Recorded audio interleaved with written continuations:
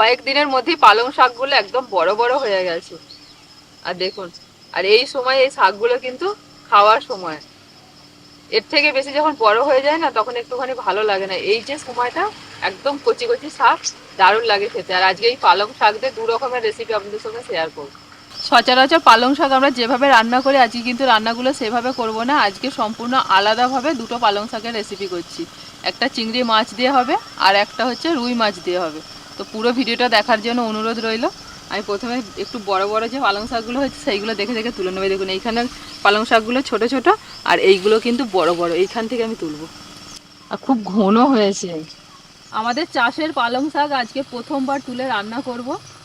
মানে পালং শাকগুলো দেখেই এত লোভ লাগছে, আমি অপেক্ষা করছিলাম যে কবে একটু বড় বড় হবে তারপর তুলে রান্না করব।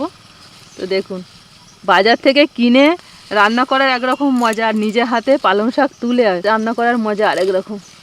আমরা ভাই বোনে সব চাষ করেছি দুজনে মিলে, তোতন আর আমি। কত সুন্দর হয়েছে, বাবা বলে দিয়েছিলেন কিভাবে করতে হবে, এবছর আমরা 2 ভাই বোনে করেছি। এই দেখুন, এই যে পালং শাক চাষ করা হয়েছে কোনো সার ওষুধ কিছু ব্যবহার করা হয়নি, শুধুমাত্র আমাদের জমির মাটিতেই কিন্তু এই পালং শাকগুলো হয়েছে। দেখুন কত সুন্দর, দানাগুলো এত ঘন বোনা হয়ে গেছে, প্রচুর পালং শাক হয়েছে, আমি গোড়া খুঁজে পাচ্ছি না।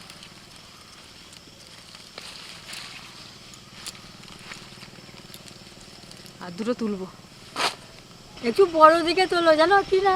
হ্যাঁ একটু মাঝখান থেকে। হ্যাঁ, ছোটোগুলো আমার বাড়বে। ছেলে মেয়ে নাতিনানিরা যদি তোমরা পালং শাক খাও তাহলে আমাদের এখানে এসে নিয়ে যাও। দেখো কত ঘন ঘন হয়েছে। এইগুলো ফাঁকা ফাঁকা না করে দিলে শাকগুলো বাড়বে না। ওই জন্যে এখন তো এই ছোটো ছোটোবেলা তুলছি। ওই জন্য কিনাকে বলছি বড় বড় তোলো, ওই ছোটোগুলো বাড়বে।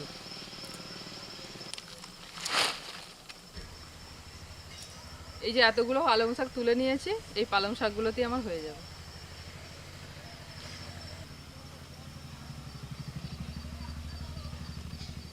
দেখো ছেলে মেয়ে নাতিনাতিরা 2 রকম মাছ নিয়ে চলে এসেছি। এই 2 রকম মাছ দিয়ে 2 রকম রান্না হবে। টাটকা একদম পুকুরের রুই মাছ আর এই চিংড়ি মাছ। শাক ধোয়া হলো? হ্যাঁ, মাটিগুলো ধুয়ে নিই। আকাশে তো একদম রোদ নেই, মনে হচ্ছে যেন সকাল হয়েই আছে। আমি রুই মাছটা কেটে নিই, মা ওদিকে চিংড়ি মাছ বাছতে শুরু করে দিয়েছেন। আমাদের এখানে প্রচুর ঠান্ডা পড়েছে, জানো তো? তোমার দোকানে কিরকম ঠান্ডা পড়েছে জানিও। খুব ঠান্ডা বলে ওই জন্য বুবু সোনাকে আনা হয়নি, তো বেলাতে আসবে।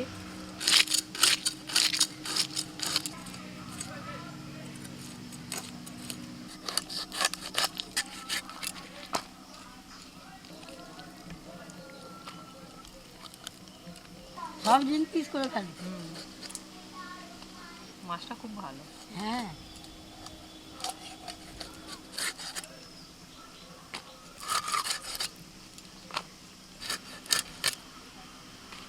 ক পিস হলো গো? এই তো 4 আর 4 8 9 10 পিস। মুড়োটা নিয়ে 10 পিস। দেখ ঠিক আছে।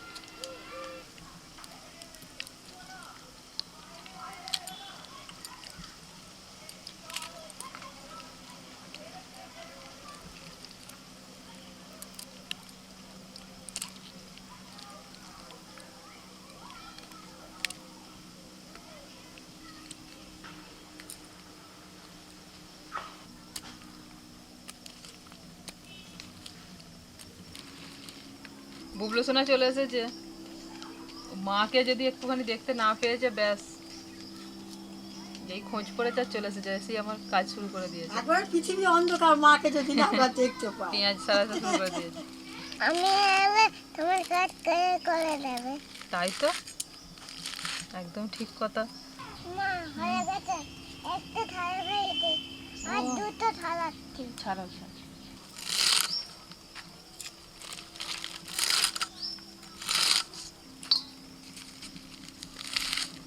উনান ধরানোর আগে যা জোগাড়জাত করা সব হয়ে গেছে, এবার উনানটা ধরিয়ে দিই। জোগাড়জাতেই অনেকটা সময় লেগে গেল।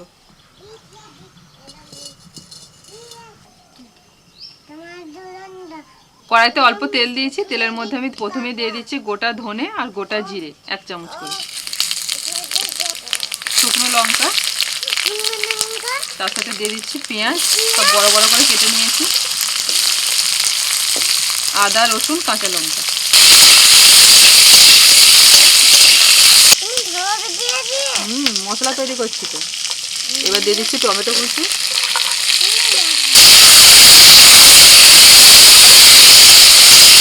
একটু নাড়াচাড়া করে নিয়ে এবার দিয়ে দিচ্ছি পালং শাক।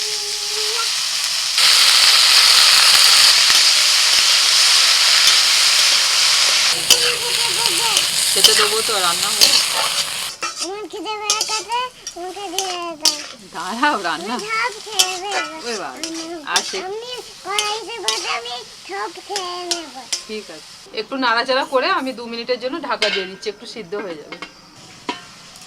2 মিনিট হয়ে গেছে আর মশলাটা অনেকটাই সিদ্ধ হয়ে গেছে। পালং শাকটা সিদ্ধ হয়ে দেখুন মশলার সাথে কতটুকুন হয়ে গেছে।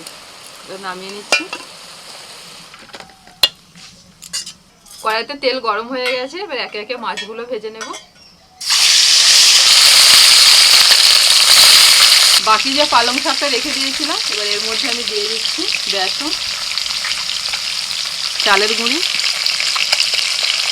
হলুদ গুঁড়ো, লবণ, লাল লঙ্কার গুঁড়ো, ধনে গুঁড়ো, দিচ্ছি জিরের গুঁড়ো, কিছু কাঁচা লঙ্কা কুচি। পালং শাক থেকে জল বেরোবে, আর জল লাগবে না, এই জলেতেই মাখা হয়ে যাবে। না শুধু ভালো করে মাখিয়ে নিতে হবে চটকে চটকে, তবে জলটা বেরোবে।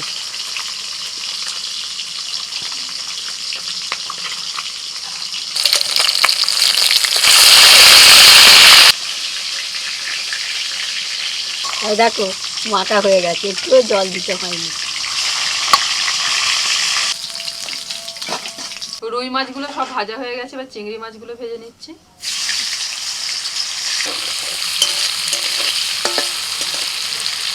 চিংড়ি মাছ হালকা করে ভেজে তুলে নিচ্ছি।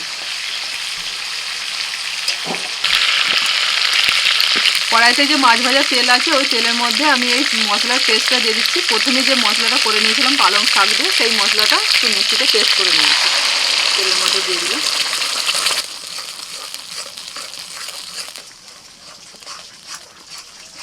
দিচ্ছি অল্প করে একটু হলুদ গুঁড়ো, লবণ স্বাদ মতো। এবার মশলাটাকে মিনিট 5 এরকম আস্তে আস্তে কষিয়ে নেব।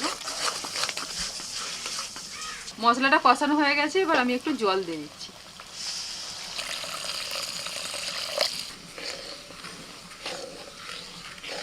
দেখো পালং শাকটা তো অনেকক্ষণ মাখা ছিল, এবার এই পিঠের মতো পাকাতে হবে, পড়বো তো পড়ার মতন।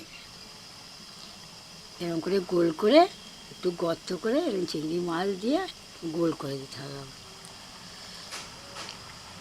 গ্রেভিটা ফুটছে, এবার ভাজা মাছগুলো দিয়ে দিচ্ছি।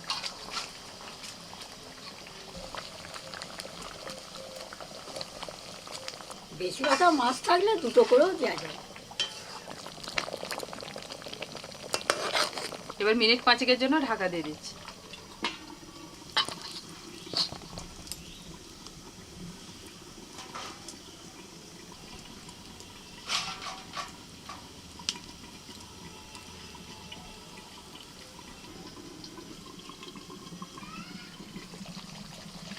পালং শাক দিয়ে রুই মাছের কারি হয়ে গেছে, আর এইরকম অল্প একটু গ্রেভি রেখে নামিয়ে নিচ্ছি। এটা ভাত দিয়ে মেখে খেতে দারুণ লাগে। সবুজ মাছের ঝাল হয়ে গেল বলো। দারুণ একটা নাম দিয়েছেন আমি, হ্যাঁ, সবুজ মাছের ঝাল। তুমি এই রান্নাটা বোধ হয় প্রথমবার করলে না? না, সবুজ মাছের ঝাল কোনদিন খাইনি। কড়াইতে তেল দিয়েছিলাম, তেল গরম হয়ে গেছে, আর মা তো চিংড়ি মাছগুলো ভিতরে ভরে গোল গোল করে পাকিয়ে দিয়েছেন, তো আমি এবার ভেজে নেব।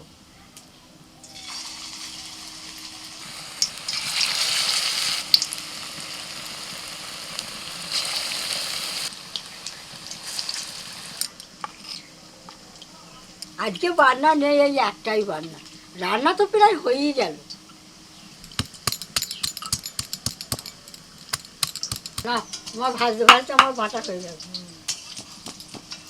যখন মা পাকাচ্ছিলেন তখন একটু নরম নরম লাগছিল, আর তেলে দেওয়ার পর দেখুন কত সুন্দর আস্তে আস্তে শক্ত হয়ে গেল। যেহেতু এতে বেসন দেওয়া, এবার যদি মনে হয় যে এটাকে শক্ত করার জন্য আরও বেসন দেবেন, তখন কিন্তু এর স্বাদটা নষ্ট হয়ে যাবে। পালং শাকটা তখন আর মনে হবে না, তখন বেসন বেসন মনে হবে।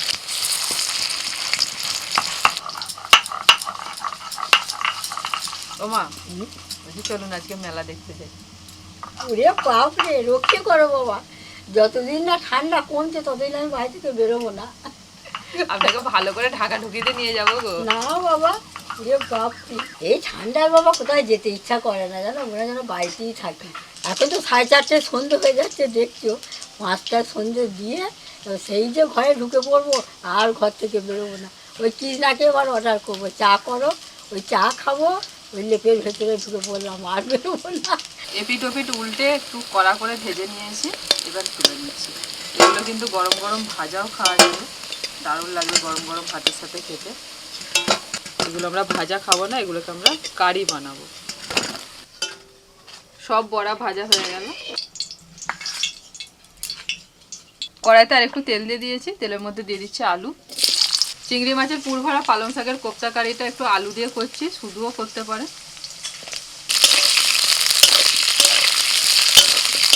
আলুটা একটু ভেজে নিয়ে দিয়ে দিচ্ছি পেঁয়াজ কুচি।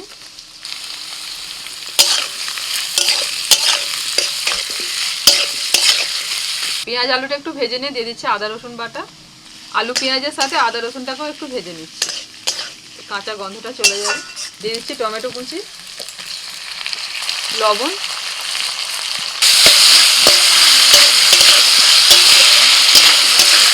একে একে এবার গুঁড়ো মশলা দিয়ে দিচ্ছি। প্রথমে দিচ্ছি হলুদ গুঁড়ো, জিরে গুঁড়ো, ধনে গুঁড়ো, ঝালের জন্য লাল লঙ্কার গুঁড়ো, আর অল্প করে দিচ্ছি একটু কাশ্মীরি লঙ্কার গুঁড়ো।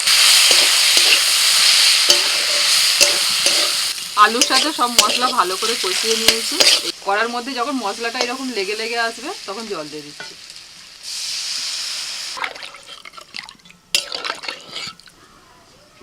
আলু সিদ্ধ হয়ে গেছে, এবার এই ভাজা বড়া দিয়ে দিচ্ছি।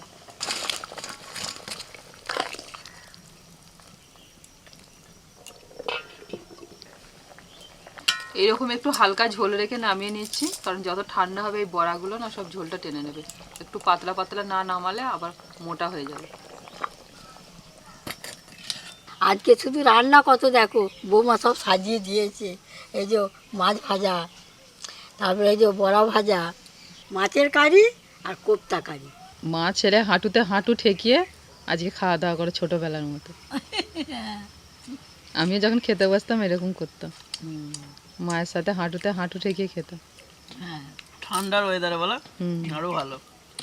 আর শীতকালে আর একটা মজা হচ্ছে বিছানায় যখন শোয়া, মানে যেখানে বিছানাতে ধরো 4 জন ধরে, সেখানে শীতকালেতে 6 জন। ঘেঁষাঘেঁষি যত শোয়া যায়, গরম হবে। সব নতুন নতুন রান্না শীতকালে। ভাত জান না, তাই খেয়ে বলছি কি না কে, যে পালং শাকের কত কি হয়। ওই বড়াটা পালং শাক দিয়ে হয়েছে। এটা বাহ, আমি মারলাম তো, কি না সব কিছু দিয়ে দিলে মশলা পাতি ওই পালং শাকের ভেতরে আবার চিংড়ি মাছ। হ্যাঁ বাহ, হেবি সুন্দর। হ্যাঁ। খাই এবার এক এক করে। আজকে আমাদের জমি পালং শাক তুলে রান্না হয়েছে রে। পালং শাক হয়ে গেছে বড় বড়, ভালো করে দেখাই হয়নি। হ্যাঁ, বড় ছোট আর বড় ঘন হয়ে গেছে জানি। তুলে তুলে খেয়ে নেবে সবাইকে, সবাইকে দিয়ে দেবে। হ্যাঁ দেবো। আজকে একদম প্রাকৃতিক রান্না। শীতের দিনে এইরকম রান্নাই চাই গরম গরম দুপুরবেলা।